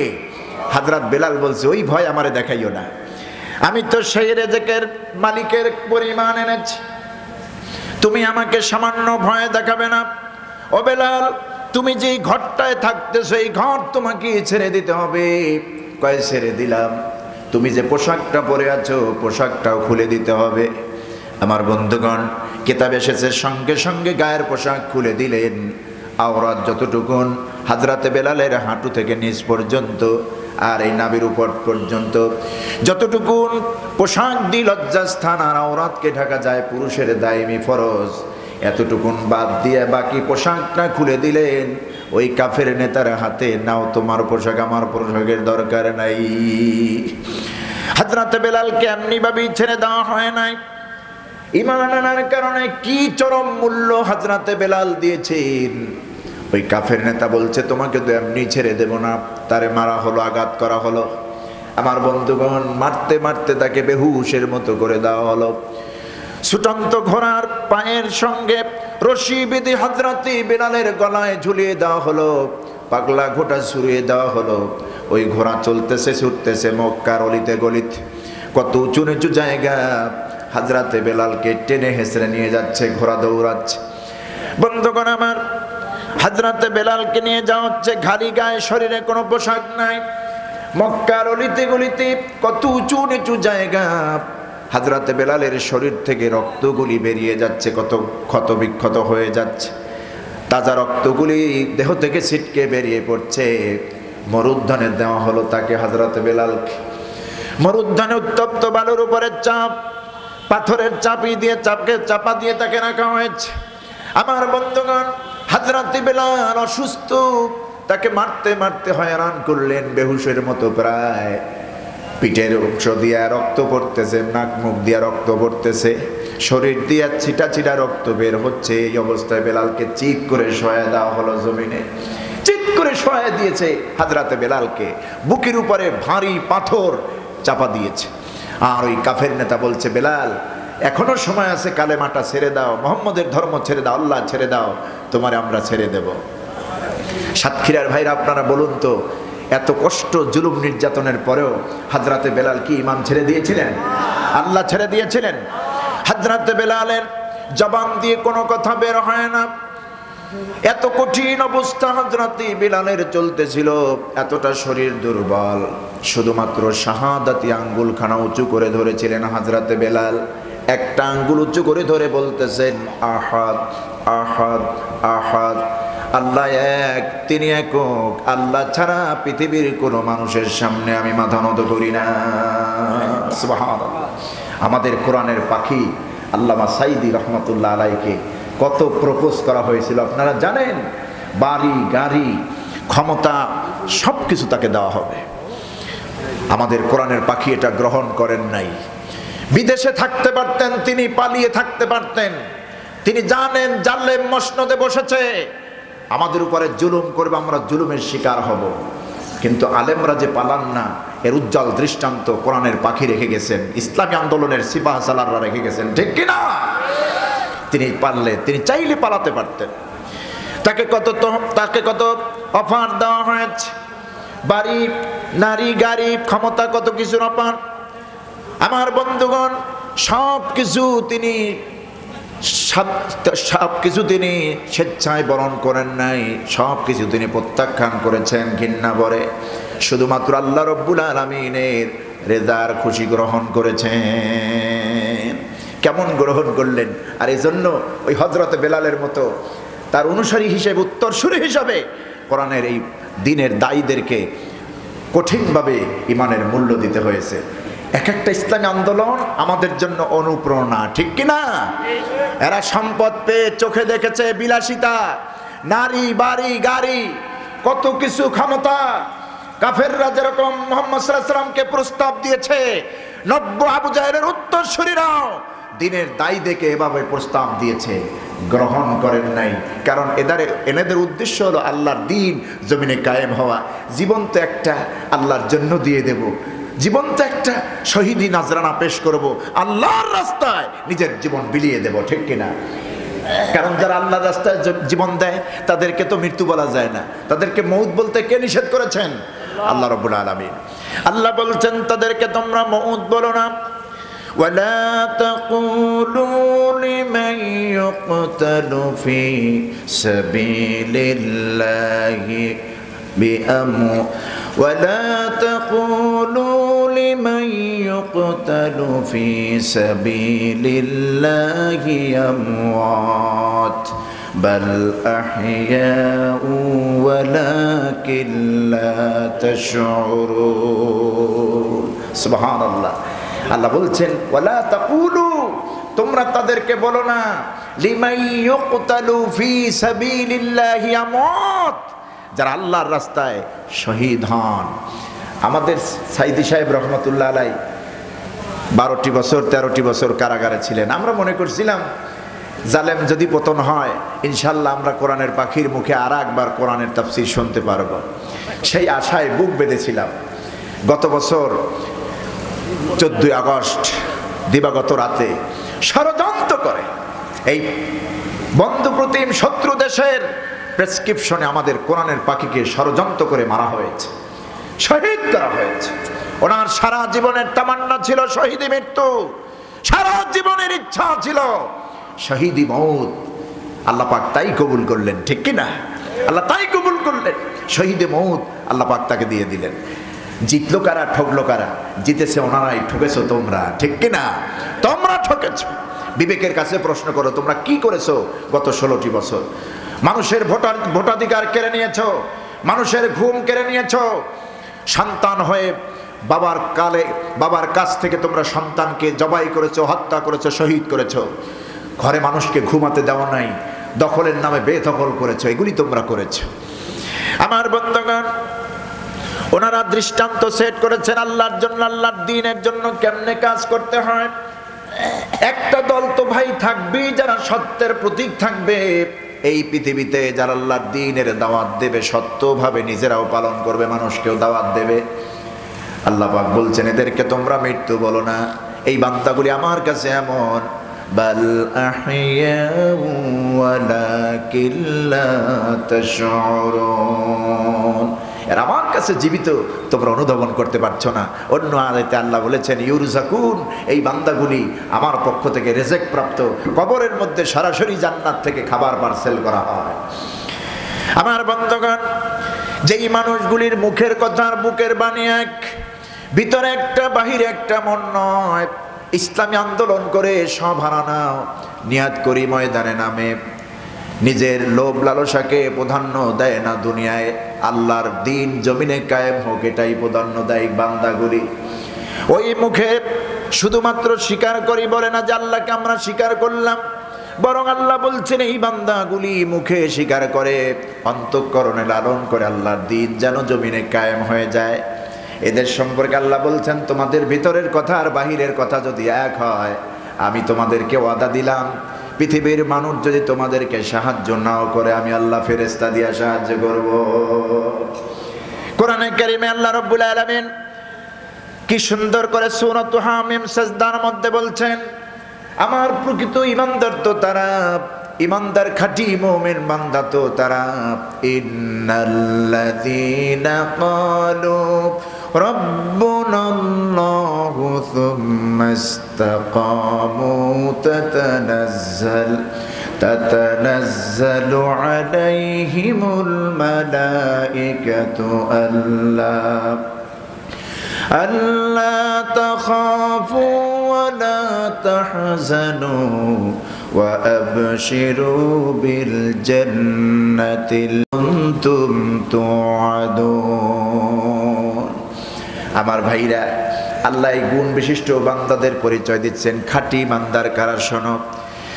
ইমানের দাবিতে প্রকৃত ইমানদার তো তারা যারা ময়দানে ঝাঁপিয়ে পড়ে আল্লাহর দ্বীনের পতাকা নিয়ে, আর যারা বলে ইন্নাল্লাযীনা ক্বালু রাব্বুনাল্লাহ, নিঃসন্দেহ আল্লাহ আমাদের রব, আল্লাহ আমাদের বিধানদাতা, আল্লাহ আমাদের আইনদাতা। এই কথাগুলি যেই মুমিনরা বলে, সুম্মা ইসতাকামু, আর ওই কথার উপরে যারা ইস্তেকামত থাকে, পিছনে হেঁটে যায় না, পিছ পাও দেন ইসলামকে রেখে, আল্লাহর দ্বীন জমিনকে রেখে, জমিনে রেখে তারা পিছু পাও হটেন, ইসলামী আন্দোলন থেকে সরে যায় না। আল্লাহ পাক বলছেন এই মানুষগুলি নিজেকে এই কথা বলে প্রমাণ করে যে আল্লাহ আমার রব, আল্লাহ আমার বিধানদাতা, আল্লাহ আমার আইনদাতা, আল্লাহ আমার রিজিক দাতা। সুম্মা ইসতাকামু, এরপর এরপরে এই কথার উপরে মজবুত থাকে, আল্লাহ আমার রব, তিনি আমার সব, তিনি আমার বিধানদাতা, আইনদাতা, এই জমিনে এসেছি তার বিধান কায়েমের জন্য। এই কথা বলেই সে পালিয়ে যায় না, ময়দানে অটুট থাকে, সীসা ঢালা প্রাচীরের মতো ময়দানে দাঁড়িয়ে থাকে। আল্লাহ পাক বলছেন, এদের প্রতি আমি রহম করি যারা মজবুত থাকে কোরআনের দিন, আল্লাহর দিন এই জমিনে কায়েমের জন্য। বাতিলের রক্ত চক্ষুকে যারা ভয় পায় না, ময়দানে যারা দাঁড়িয়ে থাকে, ইস্তেকামত থাকে, আমি আল্লাহ বলছি তাদেরকে কেমনে সাহায্য করি। তাতানাজ্জালু আলাইহিমুল মালায়েকা, প্রয়োজনে দিন কায়েমের জন্য এই বান্দাগুলিকে আমি ফেরেশতা দিয়ে, রহমতের ফেরেশতা দিয়ে আমি সাহায্য করি। সুবহানাল্লাহ। আমাদেরকে রহমতের ফেরেশতা দিয়ে সাহায্য করেছেন কে? করেছেন এবং করবেন, এটা আল্লাহর ওয়াদা। আর ওই ফেরেশতারা জমিনে এসে মুমিনদেরকে সান্ত্বনার বাণী শোনায়, সাহস দেয়, আর বলে কি, ও মুমিনরা তোমরা ভয় পেও না, আমি আল্লাহর পক্ষ থেকে আমরা ফেরেশতারা তোমাদের সঙ্গে আছি। আল্লা তাখাফু ওয়া লা তাহজানু ওয়া আবশিরু বিল জান্নাহ وأبشروا بالجنة التي كنتم توعدون। আল্লাহ তাখাফু ওয়া লা তাহজানু, ভয় পেও না, শঙ্কিত হইও না, বরং যদি দিনের বিজয়ের পতাকা তোমাদের হাতে থাকে, আল্লাহর দিন কায়েমের জন্য যদি আন্দোলন করে সামনে আগাতে থাকতে পারো, সামনে যেতে পারো, অটুট থাকতে পারো ময়দানে, আর এই অবস্থায় যদি তোমার জীবনটা শহীদ হয়ে যায়, চলেও যায়, ও আবশিরু বিল জান্নাহ, ওই জান্নাতের সুসংবাদ তোমরা গ্রহণ করো, যেই জান্নাতের ওয়াদা আল্লাহ আমি তোমাদেরকে দিয়েছি। সাহায্য করেন আসমান থেকে কে? ফেরেশতা দিয়ে। তাতানাজ্জালু আলাইহিমুল মালায়েকা, একথা বিশ্বাস হয় যে ফেরেশতা আল্লাহর সাহায্যকারী হিসেবে পাঠান। কেমনে পাঠান দেখুন, বদরের ময়দান, রাসূলুল্লাহর প্রথম যুদ্ধ, মদিনায় রাসূলুল্লাহ ইসলামী রাষ্ট্র কায়েম করলেন। কি সুন্দর রাষ্ট্র, যেখানে খেয়ে পরে মানুষ বসবাস করছে, বেধর্মীরা পর্যন্ত নিরাপত্তার সঙ্গে জীবন যাপন করছে। এটা আবু জেহেলের আর সহ্য হলো না। আবু জেহেল দেখলো যেই মোহাম্মদ বিন আবদুল্লাহকে, মোহাম্মদকে মক্কা থেকে খেদিয়েছি, তারাই আছি, সেই মোহাম্মদ এখন মদিনা ইসলামী রাষ্ট্র কায়েম করলো, এটা তো মেনে নেওয়া যায় না। এখন মোহাম্মদের সঙ্গে কিভাবে ঝগড়া করবে? আবু জাহাল মক্কার অলিতে গলিতে গিয়ে মিথ্যা প্রপাগান্ডা ছড়াচ্ছে। আবু জাহাল বলতেছে, ও মক্কার কুরাইশ নেতারা, তোমরা এখন ঘুমিয়ে আছো, ঘুমিয়ে থাকলে চলবে না। তোমরা কি খবর রাখো, যেই মক্কা থেকে মোহাম্মদকে তাড়িয়েছিলাম, সেই মোহাম্মদ তো এখন মদিনা দখল করেছে, মদিনা ইসলামী রাষ্ট্র কায়েম করেছে। ওই মদিনা কোরআন দিয়া চলে, ইসলামী অনুশাসন দিয়া চলে, আল্লাহর বিধান দিয়া চলে। ও মক্কার কুরাইশেরা, যদি অবুজদারের মতো এখনো এরকম বসে থাকো, আমার কথা যদি না মানো, তাহলে যেই মোহাম্মদ মদিনা দখল করেছে, ইসলামী রাষ্ট্র কায়েম করেছে, ওই মোহাম্মদই চলে আসবে ব্যাক করে এই মক্কায়, তোমাদের ঘর বাড়ি দখল করবে, তোমাদের ব্যবসা প্রতিষ্ঠান দখল করবে, তোমাদের স্থাপনাগুলি দখল করবে। এটা কি তোমরা চাও? না চাইলে তোমরা আমার সঙ্গে চলো, মদিনায় যাই, বদরের প্রান্তরে মোহাম্মদের বিরুদ্ধে লড়াই করি, মোহাম্মদকে দুনিয়া থেকে বিদায় করি। নাউজুবিল্লাহ। মক্কার সাধারণ কুরাইশ নেতারা চিন্তা করল, আবু জেহেল তো ঠিকই বলেছে, যেই মোহাম্মদ এই মক্কা থেকে রাতের আধারে এখান থেকে বেরিয়ে গেছে, আমাদের ভয়তে তিনি চলে গেল মদিনায়, হিজরত করেছে, সেই মোহাম্মদ এখন মদিনা দখল করেছে, ইসলামী রাষ্ট্র কায়েম করেছে। ওই মোহাম্মদ যদি মক্কায় ব্যাক করে চলে আসে, আমাদের স্থাবর সব সম্পত্তি দখল করবে, এই কাবাগরের ক্ষমতা আমাদের থাকবে না, ব্যবসা বাণিজ্য থাকবে না, আমাদের বাক স্বাধীনতা বলতে কিছুই থাকবে না, আমাদের ধর্মীয় স্বাধীনতা থাকবে না, সব হরণ করে নেবে মোহাম্মদ এই মক্কায় আসলে। তার থেকে আবু জেহেলের সঙ্গে যাই, মোহাম্মদের বিরুদ্ধে যুদ্ধ করি। জোরে কর নাউজুবিল্লাহ। ভুল সাজেশনটাকে আবু জেহেল মক্কাবাসীদেরকে দিল। মক্কাবাসীরাও অস্ত্রে শস্ত্রে সজ্জিত হয়ে আবু জেহেলের সঙ্গ নিয়ে চলল মদিনার পথে। হুজুর শুনেছেন, মক্কা থেকে বেরিয়েছে আবু জেহেলের গোষ্ঠীরা 1000 সৈন্য। বদরে নেমেছে কত সৈন্য? 1000 অস্ত্রে শস্ত্রে সজ্জিত বাহিনী, প্রত্যেকের হাতে ঢাল, তলোয়ার, তীর, বল্লম, ঘোড়ার উপরে, উটের উপরে সাওয়ারি হয়ে মদিনায় তারা ঢুকে পড়েছে। নবীজির সাহাবী একজনও যুদ্ধের কোনো প্রশিক্ষণ নাই। কথা বুঝতেছেন? কোনো সাহাবী যুদ্ধে যান নাই। যুদ্ধ কারে বলে জানেনও না, করেনও নাই। কেবলমাত্র মদিনার আনসারী আর মুহাজির সাহাবী এক হয়ে সুন্দরভাবে জীবন যাপন করছে। এর মধ্যেই আবু জেহেল এসেছে গায়ে পরে যুদ্ধ লাগাতে, ঝগড়া বাজাতে। নবীজি ডাক দিলেন, ও আমার সাহাবীরা, কে কোথায় আছো? আবু জাহল এই মুহূর্তে মক্কা থেকে বের হয়ে মদিনায় ঢুকে পড়েছে, বদর প্রান্তে আমাদের সঙ্গে লড়াই করবে। ও মক্কার ও আমার সাহাবীরা, আনসারী সাহাবী, মুহাজির সাহাবী, তোমরা কে কোথায় আছো? চলে আসো আমার কাছে। এখন ওই আনসারী সাহাবীরা তো মদিনার সাহাবী, আর মুহাজির তো মক্কা থেকে যারা এসেছে তারা নবীর সঙ্গে। কিন্তু আবু জেহেলের সঙ্গে যারা এসেছে ইসলামের বিরুদ্ধে লড়তে, তারা হচ্ছে এমন নবীর মুহাজির সাহাবীদের কারো চাচা, কারো বাপ, কারো ভাই, এরকম আত্মীয় স্বজন আসছে মক্কা থেকে মুহাম্মদের বিরুদ্ধে যুদ্ধ করতে। এখন মুহাজির সাহাবীদের জন্য কষ্টের বিষয় হলো এই যে এখন এই বদরের ময়দানে আপন চাচার সাথে যুদ্ধ করতে হবে, বাপের সাথে যুদ্ধ করতে হবে, আপন ভাইয়ের সঙ্গে যুদ্ধ করতে হবে। এটা কিন্তু যেমন তেমন বিষয় নয়। নবীজি একটু ভাবলেন যে আমার মুহাজির সাহাবীরা বিগড়ে যায় কিনা, তারা আবার পিছনে হটে যায় কিনা, বাবার সঙ্গে, চাচার সঙ্গে, আপন ভাই মক্কা থেকে কাফের আবু জেহেলের সঙ্গে এসছে, তাদের বিরুদ্ধে যুদ্ধ করে কিনা, রাজি হয় কিনা। মুহাজির সাহাবী, আনসারী সাহাবীরা সম্মিলিতভাবে রাসূলকে জানায় দিলেন, ও আমার, হে আল্লাহর রাসূল, আবু জেহেলের সঙ্গে মক্কা থেকে হাজার সেনা, হাজার কাফের সেনা যারা এসেছে, আমরা সর্বশক্তি দিয়ে আমরা তাদের বিরুদ্ধে লড়াই করব। হুজুর, আপনি মন খারাপ করবেন না, আমরা আপনার সাহাবী, আমরা হযরতে মুসা আলাইহিস সালামের মতো উম্মতের মতো আমরা এমনটি আচরণ আপনার সঙ্গে করব না। মুসা নবীর উম্মতের মতো আমরা আপনাকে বলবো না, মুসা তুমি আর তোমার রব মিলে, তুমি আর তোমার আল্লাহ মিলে ফেরাউনের সঙ্গে যুদ্ধ করো। আমরা এখানে দাঁড়ায় রইলাম, আমরা এই যুদ্ধে টুদ্ধে নাই। তুমি আর তোমার রব মিলে ফেরাউনের সঙ্গে যুদ্ধ করো, আমরা এই যুদ্ধে টুদ্ধে নাই। যদি যুদ্ধে জিতে যাও তাহলে তোমার সঙ্গে আমরা আছি। ইয়া রাসূলুল্লাহ, এইভাবে আমরা আপনাকে বলবো না। আমরা ততক্ষণ পর্যন্ত এই ময়দানে লড়ব। আবু জাহেলের সঙ্গে এসেছে যারা কাফের বেঈমানেরা, কে আমার চাচা, কে আমার বাবা, কে আমার ভাই, এটা আমি দেখব না। ইসলামের বিরুদ্ধে ওরা নেমেছে, মদিনায় এসেছে বদরের প্রান্তরে, আমরা ওদেরকে শত্রু ভেবেই যুদ্ধ করব। আমাদের হাতে ঢাল নাই, তলোয়ার নাই, অস্ত্র নাই। তাতে কি হয়েছে? ইয়া রাসূলুল্লাহ, বিনা অস্ত্রে আমরা নেমেছি। এমন অস্ত্র আমাদের আল্লাহ দিয়েছেন, ঈমান নামক অস্ত্র আমাদেরকে আল্লাহ দিয়েছেন, সেই ঈমানের অস্ত্র নিয়ে নেমেছি। আমরা বদরের ময়দানে ততক্ষণ পর্যন্ত যুদ্ধ করব আমাদের চোখের পাতা যতক্ষণ নড়ে। হুজুর এই অবস্থা দেখে রাসূল পাক সাল্লাল্লাহু আলাইহি সাল্লাম খুশি হয়ে গেলেন সাহাবীদের উপরে। হুজুর খেজুরের ডালগুলি মেসওয়াকের সাইজ সদৃশ ছোট্ট ছোট্ট টুকরা করে, নাও তুমি এইটা, নাও তুমি এইটা, চলো এটা দিয়ে তোমরা কাফেরদের বিরুদ্ধে লড়াই করো। আমার বন্ধুগণ, সহিহ বুখারীর কিতাবুল মাগাজির বর্ণনা এসেছে, ইসলামের সবচাইতে বড় দুশমন আবু জাহালকে আল্লাহ রাব্বুল আলামিন চরমভাবে জিল্লতের সাথে দুনিয়া থেকে বিদায় করে জাহান্নামের ঠিকানা পাঠিয়েছিলেন ওই বদরের প্রান্তরে। মাত্র 2 জন কিশোর। ও আমার যুবক ভাইরা, ইসলামে তোমাদের কত অবদান দেখো।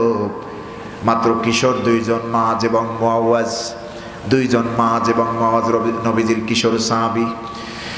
ওই 2 ভাই আব্দুর রহমান ইবনে আওফের ভাতিজা, নবীজির একজন জলিলুল কদর সাহাবী হযরত আব্দুর রহমান ইবনে আওফ, তার নিজের আপন ভাতিজা মাআজ এবং মুআওয়াজ।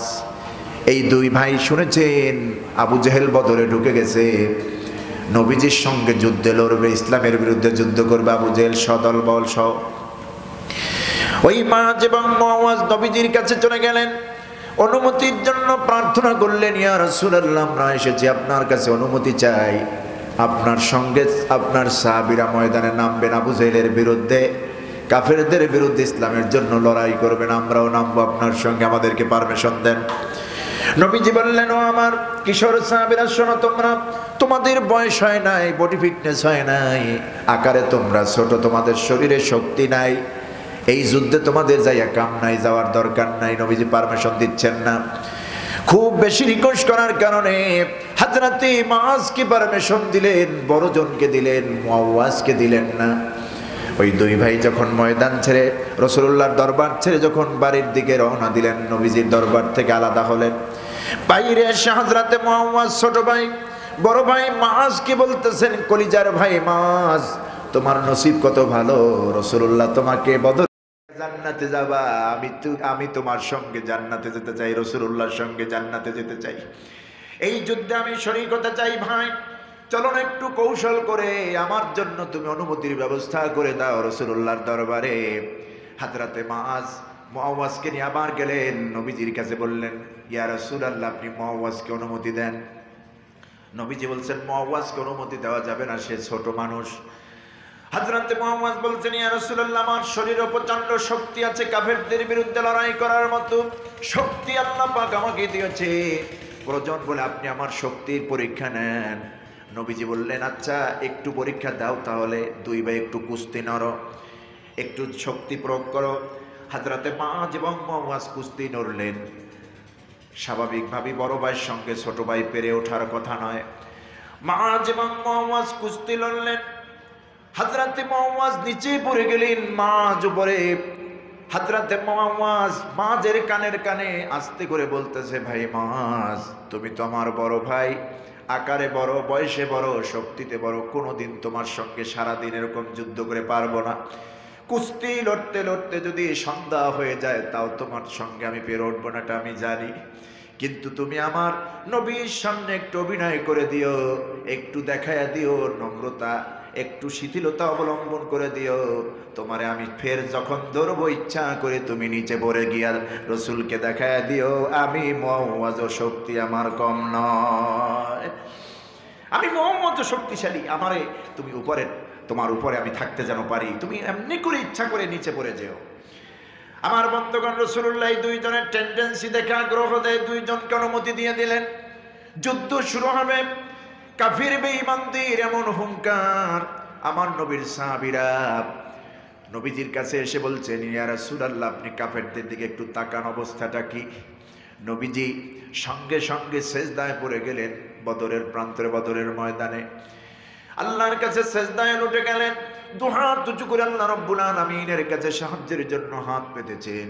নবীজির গায়ে, রমজান মাস, নবীজির গায়ে চাদর ছিল, চাদরটা কেমন যেন পড়ে যাচ্ছে এমন একটা ভাব। নবীজি হাত উঁচু করছেন, হাত উঁচু করে দোয়া করছেন, আল্লাহ এই বদরের ময়দানে তোমার সাহায্য যদি না পাই, এই বদর তো দূরের কথা, মদিনা তো দূরের কথা, এই দুনিয়ায় ইসলাম থাকবে কিনা জানি না। তোমার সাহায্য যদি আজকে এই বদরের ময়দানে আজকে না পাই, কি হবে ইসলামের আমরা জানি না, তোমার সাহায্য চাই। সাহাবীরা বলছেন রাসূলুল্লাহ এত উঁচু করে হাত পেতেছেন আল্লাহর দরবারে, রাসূল পাক সাল্লাল্লাহু আলাইহি সাল্লামের বগল মোবারক পর্যন্ত আমরা দেখতে পেয়েছি, সেখান থেকে নূর চমকাচ্ছে, সেখান থেকে নূর চমকাচ্ছে নবীজির বগল মোবারক থেকে। নবীজি হাত তুললেন। বিশ্ব নবী, আল্লাহর প্রিয় হাবিব, পৃথিবীর সেরা মানুষ যখন হাত পেতেছেন আল্লাহর দরবারে, সাতক্ষীরার ভাইরা, বল্লীর প্রিয় ভাইরা জবান খুলে বলুন সেই হাতকে আল্লাহ ফিরাইয়া দেন নাকি? হাত তুললেন, আল্লাহর আর সাজিমে মঞ্জুর হয়ে গেল। বিশ্ব নবীকে আল্লাহ পাক সাহায্য করলেন কেমনে? নবীজির দোয়ার বদৌলতে হযরতে জিবরিলকে আল্লাহ পাঠায় দিলেন। জিবরিল রে, আসমান থেকে রহমতের ফেরেশতা 1000 ফেরেশতা করে তোমাকে টিম লিডার বানায় দিলাম। বদরে আমার নবী সাহায্যের জন্য হাত পেতেছে, এই মুহূর্তে এক্ষুনি 1000 ফেরেশতা বদরে নামাইয়া দাও। 1000 ফেরেশতা নেমে আসলো, হযরতে জিবরিল আমিন নিয়ে আসলেন বদরের ময়দানে। আল্লাহ বললেন না 1000 হবে না, বিসালাসাতে আলাফিম মিনাল মালায়েকা, আল্লাহ পাক বলছেন 3000 ফেরেশতা বদরের ময়দানে নামাইয়া দাও। 3000 হবে না, বিখামসাতে আলাফিম মিনাল মালায়েকা, 5000 ফেরেশতা বদরের ময়দানে নামাইয়া দাও। সাতক্ষীরার ভাইরা আপনারা জবান খুলে বলুন তো, বদরের ময়দানে আবু জেহেলের বাহিনী যত বড় শক্তিশালী হোক না কেন, ওরা তো জাত, ওরা তো জালেম, ওরা তো বাতিল, এদেরকে লড়াই করার জন্য, এদেরকে পরাভূত করার জন্য আল্লাহ রাব্বুল আলামিন কি 1000 ফেরেশতা, 3000, 5000 ফেরেশতার দরকার হয় নাকি?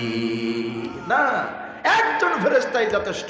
হযরতে জিবরিল আমিন নূরের ডানা 600 খানা, এই নূরের 600 খানা ডানার দরকার নাই, 598 খানা ডানা যদি বন্ধ করে দেয়, একটা ডানা, 2টো ডানা যদি মুক্ত করে বদরের ময়দানে 2 ডানা দিয়ে যদি এবং এফর ওপর আঘাত করে, বদরে আবু জেহেলের গোষ্ঠী টিকতে পারে না। তারপর আমার নবীকে আল্লাহ পাক সান্ত্বনা স্বরূপ 5000 ফেরেশতা আল্লাহ নাজিল করে দিলেন। সাহাবায়ে কেরাম বলেছেন, এত বেশি বেশি করে বদর প্রান্তি ফেরেশতারা নাজিল হচ্ছিল আল্লাহর আরশে আজিম থেকে, আসমান থেকে। ফেরেশতাদের নাজিলের আধিক্যের কারণে সূর্যের আলোটা আবডালে পড়ে গিয়েছিল। যুদ্ধ শুরু হয়ে গেল। এক একজনের বিরুদ্ধে তরবারি চালাচ্ছেন। হযরতে মাআজ এবং মুআওয়াজ, ওই কিশোর সাহাবী নবীজির, হযরত আব্দুর রহমান ইবনে আউফের ভাতিজাদ্বয় মাআজ এবং মুআওয়াজ অল্প বয়সী, তারাও নেমে গেলেন যুদ্ধে। কাফেরদের টার্গেট হলো মুহাম্মদ সাল্লাল্লাহু আলাইহি সাল্লাম, আর মাআজ এবং মুআওয়াজের টার্গেট হলো আবু জাহাল। বদরের ময়দানে নামলেন, তার চাচা আব্দুর রহমান ইবনে আউফের কাছে গেলেন আর জিজ্ঞেস করলেন, চাচাজি আমরা বদরে বড় টার্গেট করে নেমেছি, বড় কৌশল করে রাসূলুল্লাহর অনুমতি নিয়েছি আবু জাহলকে সাইজ করব বলে। চাচাজি আমাদেরকে একটু দেখায় দেন আবু জাহল কোনটা এই ময়দানে। হযরত আব্দুর রহমান ইবনে আউফ হাতের আঙ্গুলি দিয়ে ইশারা করে জানায় দিলে, ওই যে ঘাড় মোটা কালো বাবরিওয়ালা লোকটা, ওইটার নাম আবু জাহাল। দেখাতে দেরি সিংহ শাবকের মতো মাআজ এবং মুআওয়াজ দৌড় দিতে, তরবারি দিয়ে দৌড় দিতে দেরি হয় নাই। হযরতে মাআজ এবং মুআওয়াজ এলোপাতারি কোপ শুরু করে দিল, আঘাত শুরু করে দিলেন তরবারি দিয়া। কাফির বেঈমানেরা, কাফির সেনারা বুঝতে পেরেছে এই দুটো কিশোর আমাদের নেতাকে ক্ষতবিক্ষত করে দেবে। আবু জেহেলের চতুর্দিকে নেতারা দাঁড়িয়ে গেল, কাফের সেনারা দাঁড়ায় গেল আবু জেহেলকে প্রোটেক্ট দেওয়ার জন্য। কিন্তু প্রোটেক্ট দিবে কেমনে? আল্লাহর ফয়সালা তো এখানেই হয়ে গেছে। দুইজনকে প্রোটেক্ট দেওয়ার জন্য, দুইজনের আঘাত থেকে রেহাই দেওয়ার জন্য আবু জেহেলের চতুর্দিকে কাফের সেনা ঘেরাও। যুদ্ধ চলতেছে, থামতেছে না। এক কাফের সেনার আঘাতে হযরতে মাআজের হাতের গোড়ালি কেটে গিয়া হাতটা সামান্য চামড়া দিয়া ঝুলে আছে। হযরতে মাআজ চিন্তা করতেছেন, এরকম হাতটা ঝুলন্ত হাত থাকলে আমি যুদ্ধ করতে পারবো না, আমার উদ্দেশ্য সফল হবে না, যুদ্ধে ব্যাঘাত হবে আমার। ঝুলন্ত হাত পায়ের নিচে রেখে এমন জোরে টান দিলেন, আল্লাহু আকবার বলে ঝুলন্ত হাতটাকে ছেড়ে জমিনে ফেলে দিলেন। এক আঘাত দিয়ে, তরবারি দিয়ে এক আঘাত করলেন, আবু জেহেলকে জনমের মতো বিদায় করে জাহান্নামের ঠিকানায় পাঠাইয়া দিলে। আমার বন্ধুগণ, যখন যুদ্ধ শেষ হয়ে গেল, রাসূল পাক সাল্লাল্লাহু আলাইহি সাল্লাম আবু জেহেলের মাথাটা এরকম ধরলেন, সাহাবীরা ধরলেন, বাবরি বড় বড় চুল ধরে ধরে বদরের প্রান্তরে ঘোরাচ্ছেন। আর দেখ কিভাবে তোর সেনারা কিভাবে তারা জাহান্নামে চলে গেছে, দেখ ঘুরে ঘুরে দেখ। এরকম মাথা থেকে দেহকে আলাদা করা হলো। আমার বন্ধুগণ, আল্লাহ রাব্বুল আলামিন বিজয়ের পতাকাটা মুসলমানদের হাতে দিলেন। এখানে বলার উদ্দেশ্য হলো সংখ্যায় কত, দল কত বড়, অস্ত্র কত আছে এটা দেখার বিষয় নয়। আমাদের ঈমান আছে, ঈমান নিয়ে যদি মজবুত থাকে সাহায্য আল্লাহর আসবেই। ওয়ালাকাদ নাসারাকুমুল্লাহু বিবাদরিন ওয়া আনতুম আযিল্লা। আল্লাহ বলছেন, আমি বদরের ময়দানে তোমাদেরকে সাহায্য করেছি। কিসের ভয় পাও বান্দারা? আমি কোয়ালিটি দেখি, কোয়ান্টিটি দেখি না। কোয়ান্টিটি মানে সংখ্যাগরিষ্ঠতা, আর কোয়ালিটি মানে গুণগত মান। তোমাদের গুণগত মান যদি ভালো হয়, 313 জন মুসলমান বাংলাদেশের জন্য যথেষ্ট। বাতিলকে পরাভূত করার জন্য, কাফের বেঈমানদেরকে জবাব দেওয়ার জন্য শহীদি কাফেলায় 313 জন যথেষ্ট, ইসলামকে বাংলাদেশে বিজয় করার জন্য, ঠিক কিনা? আর সেই প্রচেষ্টাই বাংলাদেশে চলছে। আমাদের ইসলামী আন্দোলনের নেতারা আজকে বাংলাদেশের আনাচে কানাচে সর্বত্র ঘুরে ঘুরে সব দলকে একীভূত করার জন্য, মুসলমানকে ঐক্যবদ্ধ করার দিন রাত সফর করছে, প্রাণান্তকর চেষ্টা করছে। আপনারা দেখেছেন আজকে আমিরে জামাত, তিনি আমাদের বাংলাদেশে একটি প্রবীণ, একটি ঐতিহ্যবাহী দরবার সারসিনার দরবারে গিয়েছেন। সেখানে পীর সাহেবের সঙ্গে দেখা করেছেন এবং সেখানের পীর সাহেব হুজুর মরহুম যারা, তাদের কবর জিয়ারত করেছেন। ঝালকাঠি নেসারাবাদ দরবারে গিয়েছেন, কায়েস সাহেব হুজুর রহমতুল্লাহ আলাইহির কবর জিয়ারত করেছেন। যেই ঝালকাঠি নেস কামিল মাদ্রাসা আমি পড়াশোনা করেছি, সেখানে তিনি সমাবেশ করেছেন, কনফারেন্স করেছেন, বক্তব্য দিয়েছেন। আমরা এই সমস্ত দৃশ্য যখন আমাদের দেখি, আমাদের কলিজা একটু ঠান্ডা হয়, আমাদের ভিতরে অনুপ্রেরণা যোগে যে আমরা যদি ঐক্যবদ্ধ হতে পারি, সবাইকে নিয়ে যদি মুসলিম উম্মাহকে ঐক্যবদ্ধ করতে পারি, ইনশাল্লাহ এদেশে ইসলামের বিজয় কেউ ঠেকাতে পারবে না। ঠিক কিনা? এই জন্য একটা দল এই পৃথিবীতে থাকবে, ওয়ালতাকুম মিনকুম উম্মাতুন ইয়াদউনা ইলাল খায়র। আল্লাহ বলছেন তোমাদের মধ্যে একটা দল এমন থাকবেই, একটি সংগঠন থাকবেই যারা মুসলিম মিল্লাতকে, মানুষকে কল্যাণের পথে, মঙ্গলের পথে, ভালোর পথে, ইসলামের পথে, জান্নাতের পথে, সিরাতে মুস্তাকিমের পথে ডাকবে। এরকম একটি দল থাকবে। এত সত্য, এত বিশাল কাজ করতেছে তারা, এরপরও তাদের সমালোচনা বাংলাদেশে আছে না নাই? আছে। সমালোচনা যারা করে এরা দেখবেন বাতিলদের সঙ্গে কোনো না কোনো যোগসূত্র তাদের আছে, ঠিক না? কারণ তারা চায় না সমস্ত মুসলিম মিল্লাতের নেতারা, সংগঠনের নেতারা এক প্ল্যাটফর্মে আসুক। আর এই বাংলাদেশের বাতিলপন্থীরা যারা ইসলামী আন্দোলন চায় না, ইসলামী হুকুমত বাংলাদেশে চায় না, তারাও চায় ইসলামী সমস্ত রাহাবারগুলি যেন এক প্ল্যাটফর্মে না আসে। ইসলামী সকল ধর্ম, সকল সংগঠনের নেতারা যেন এক প্ল্যাটফর্মে না আসে। যদি এক প্ল্যাটফর্মে এসে যায়, ইসলামটা যদি কায়েম হয়ে যায়, কোরআন তো সংসদ ভবনে চলে যাবে, তাহলে মানব রচিত আইন তো চলবে না, ঠিক কিনা? এই জন্য আল্লাহ বলছেন, মোমেনরা, আমার বান্দারা, واعتصموا بحبل الله جميعا ولا تفرقوا। তোমরা ঐক্যবদ্ধভাবে আল্লাহর রজ্জুকে ধরো, ইসলামকে ধরো, আল্লাহর কোরআনকে ধরো, বিচ্ছিন্ন হইও না। বিচ্ছিন্ন ব্যক্তির উপর আল্লাহর রহমত আসে না। আমরা যদি সবাই মিলে ঐক্যবদ্ধভাবে আল্লাহর রজ্জুকে ধরতে পারি, এই কোরআনকে যদি ধরে রাখতে পারি, বুকের মধ্যে আগলে ধরে রাখতে পারি, ইসলামী আন্দোলন এই জমিনে কায়েমের জন্য আমরা যদি সুন্দর ইসলামী সমাজ কায়েমের জন্য এই স্বপ্ন লালন করতে পারি, আল্লাহ রাব্বুল আলামিন ওয়াদা দিচ্ছেন, আমি তোমাদেরকে সাহায্য করব। কে ওয়াদা দিয়েছেন? আল্লাহ দিয়েছেন। এই জন্য আমাদেরকে আজকে ঐক্যবদ্ধ হওয়ার সময় এসেছে। আমাদের মধ্যে সমস্ত ভেদাভেদ ভুলে যেতে হবে, ঠিক কিনা? আমাদের পরিচয় হবে আমরা এক, আমরা মুসলমান, এক আল্লাহর গোলাম, এক নবীর উম্মত। এটাই হবে আমাদের পরিচয়। এই পরিচয় নিয়ে আমরা যদি সামনে আগাতে পারি, এই পৃথিবীতে কেউ আমাদেরকে ঠেকায় রাখতে পারবে না। ইসলামের জোয়ার কেউ বন্ধ করতে পারবে না। ইসলামের সুমহান আদর্শ এদেশে কায়েম হবেই হবে ইনশাআল্লাহ। এই জন্য দরকার আমাদের ইউনিটি, মুসলিম মিল্লাতের মধ্যে ইউনিটি। দেশে, দেশের বাইরে আমাদের ইউনিটি দরকার, ঐক্যবদ্ধতা দরকার। আমাদের ভিতরে যেন বিচ্ছিন্নতা না আসে। ওয়াতাসিমু বিহাবলিল্লাহি জামিয়ান ওয়া লা তাফাররাকু। আল্লাহ বলছেন তোমরা আল্লাহর রজ্জুকে, আল্লাহর দ্বীনকে, আল্লাহর রশিকে মজবুত করে ধরো, বিচ্ছিন্ন হইও না। এই রজ্জু মানে কি? কোরআন। রজ্জু মানে আল্লাহর হুকুম, রজ্জু মানে আল্লাহর বিধান, আল্লাহর দ্বীন জমিনে কায়েমে প্রাণান্তকর চেষ্টা করা, ঐক্যবদ্ধভাবে চেষ্টা করা। দশে মিলে যদি করি কাজ, সেই কাজে সফলতা দিবেন। এটা যদি মানুষের কথা বানানো হয়, তাহলে আল্লাহর কথা হচ্ছে এই 10 জন মুসলমান মিলে যদি ইসলামী আন্দোলন তোমরা করো, কোরআনকে যদি বুকে ধারণ করতে পারো, ইসলামী আন্দোলন যদি লালন করতে পারো, অবশ্যই আমি তোমাদেরকে মদত করব। এই জমিনে খেলাফতের দায়িত্ব, ইন্নী জাইলুন ফিল আরদি খলিফা। আল্লাহ বলছেন এই পৃথিবীতে মানুষ তৈরি করেছি জমিনে আমার খেলাফত প্রতিষ্ঠার জন্য, ঠিক কিনা? এই জন্য আমরা ঐক্যবদ্ধভাবে আর থাকতে চাই কি চাই না? সবার থেকে শুনতে চাই, ঐক্যবদ্ধ থাকতে চাই কি চাই না? আমাদের রাহবার যারা, ইসলামী আন্দোলনের সিপাহ সালার যারা, উলিল আমর যারা, আমাদেরকে যারা নেতৃত্ব দেবেন, তাদের নেতৃত্ব আমরা চোখ বুজে মেনে নেব যতক্ষণ তাদের মধ্যে কোরআন হাদিসের আদর্শ থাকবে, যতক্ষণ তারা বাপ দাদার কথা বলবে না, গোষ্ঠীর কথা বলবে না, ব্যক্তিত্বের কথা বলবে না, কেবলমাত্র উম্মাকে কোরআন সুন্নাহর আলোকে ডাকবে। ঐক্যবদ্ধতার কারণে আমরা যদি এক হয়ে যাই, আল্লাহ যদি আমাদেরকে সেই সক্ষমতা, ইউনিটি দান করেন, ইনশাআল্লাহ আগামীর বাংলাদেশ হবে ইসলামের বাংলাদেশ, আগামীর বাংলাদেশ হবে কোরআনের বাংলাদেশ, আগামীর বাংলাদেশ হবে আলেম ওলামার বাংলাদেশ। এই দেশে চুরি থাকবে না, জেনা থাকবে না, ব্যভিচার থাকবে না, অন্যায় থাকবে না। আজকে এই দৃশ্যগুলি সমস্ত ইসলামী সংগঠনের নেতাদেরকে যখন এক প্ল্যাটফর্মে আমরা দেখি, এই দৃশ্যগুলি আমাদের কলিজা শীতল হয়ে যায়, চক্ষু শীতল হয়ে যায়, ঠিক কিনা? আমরা চাই না আমাদের মধ্যে কোনো ভেদাভেদ থাকুক, বিচ্ছিন্নতা থাকুক, আমরা ঐক্যবদ্ধভাবে ইসলাম কায়েম করব। আমরা রাজি আছি কিনা? আল্লাহ কবুল করুন, আমরা বলি আমিন।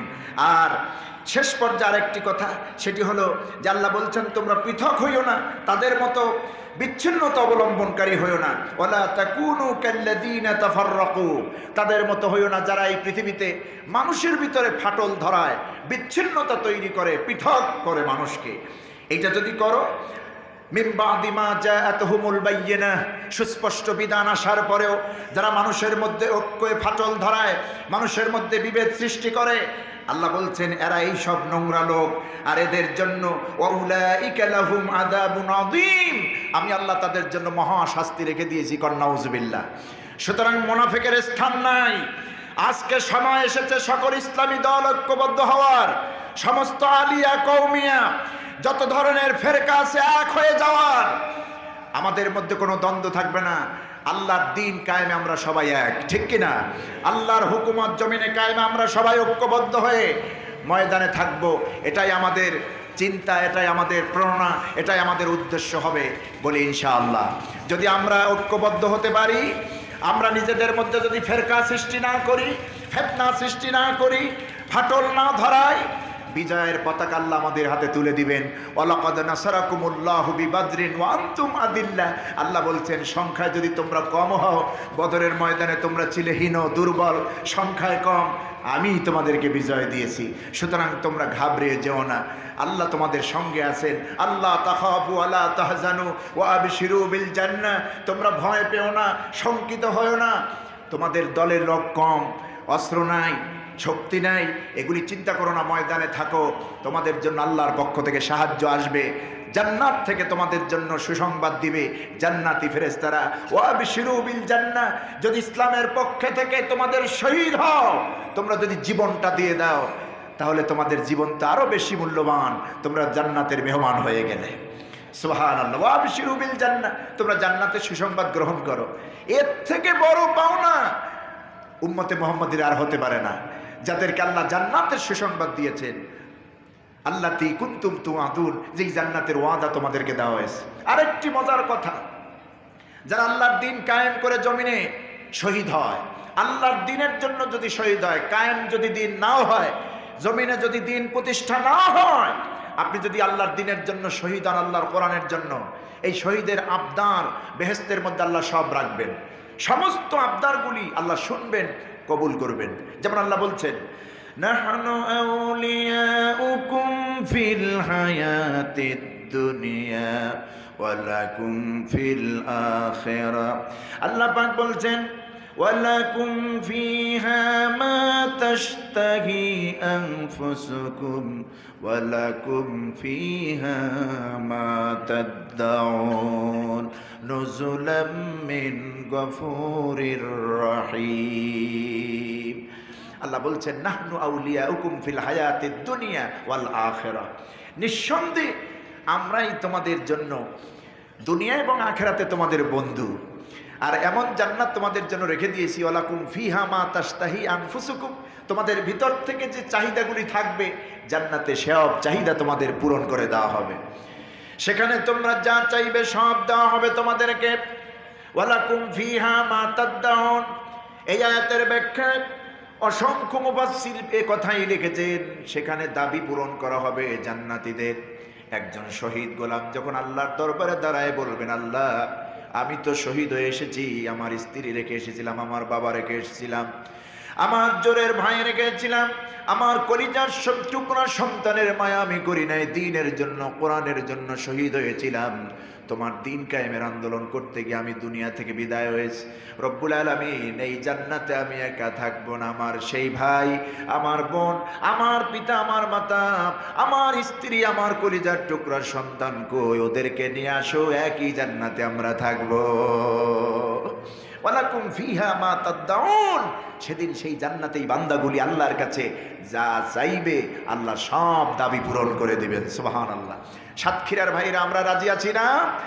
ইসলামী হুকুমত কায়েমের জন্য ঐক্যবদ্ধভাবে আমরা ময়দানে থাকব। আমাদের নেতারা ইসলামী আন্দোলনের সিফা সালাল উলিল আমর যারা আমাদেরকে নেতৃত্ব দিবেন তাদের নির্দেশ আমরা পালন করব। আল্লাহর রহমত ইনশাআল্লাহ বাংলাদেশের যেমন পরিস্থিতি চলতেছে, একটি সুন্দর সুষ্ঠু যদি নির্বাচন হয় এদেশে আমরা আশা করি ইসলামী বিপ্লব ঘটবে, কোরআনের আইন কায়েম হবে, ইসলামী হুকুমত কায়েম হবে, কোরআনটা জায়গা মতো যেতে পারবে ইনশাআল্লাহ। ঠিক কিনা? আল্লাহ কবুল করুন, আমরা বলি আমিন। আমরা রাত সামনে আগাতে চাই না, রাত গভীর হয়ে গেছে। যতটুকু কথা বলেছি আমাকে আমাদের সকলকে আল্লাহ আমল করার তৌফিক দান করুন, আমিন। হাদা মা ইনদি ওয়াল ইলমু ইনদাল্লাহ আলাইহি তাওয়াক্কালতু ওয়া ইলাইহি উনীব। আমরা এখন মোনাজাতের দিকে যাব, সবাই একটু ইস্তিগফার করি। আস্তাগফিরুল্লাহ রাব্বি মিন কুল্লি যামবি ওয়া আতুবু ইলাইহি।